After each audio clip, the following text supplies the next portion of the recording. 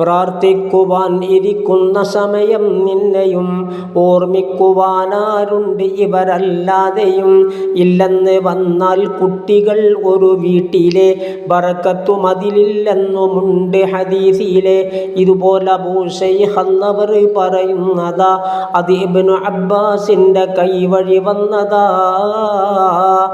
ഉരമുള്ള രീതി നീ എപ്പോഴും എടുക്കേണ്ട, അവർക്കെപ്പോഴും അത് ഭാരമാണത് കൊണ്ട. മരിക്കട്ടെ വേഗം എന്നവർ കൊതിക്കുന്നതാ. രുചിക്കാത്ത വിഭവം ഏവനും വെറുക്കുന്നതാ. മയമെപ്പോഴും അവരോട് നീ കാട്ടേണ്ടതാ എന്നുള്ളതും നബി മുസ്തഫ പറയുന്നതാ. മകൾ ഫാത്തിമ വരുന്നെന്ന് കണ്ടത് കൊണ്ട് നബി ചെന്ന് സ്വാഗതം ചെയ്യലും പതിവുണ്ട്. നബിയും സഹാബത്തന്ന് നിസ്കരിക്കുന്നതായി എല്ലാവരും വഴി പോലെ തന്നെ സുജൂദിലായി. ഉടൻ തന്നെ സയ്യിദുനാ ഹുസൈൻ കയറുന്നതായി. നബിക്കുള്ള പിരടിയിൽ തന്നെ താൻ ഇരിക്കുന്നതായി. ഇറങ്ങുന്ന സമയം വരെ സുജൂദും നീട്ടലായി.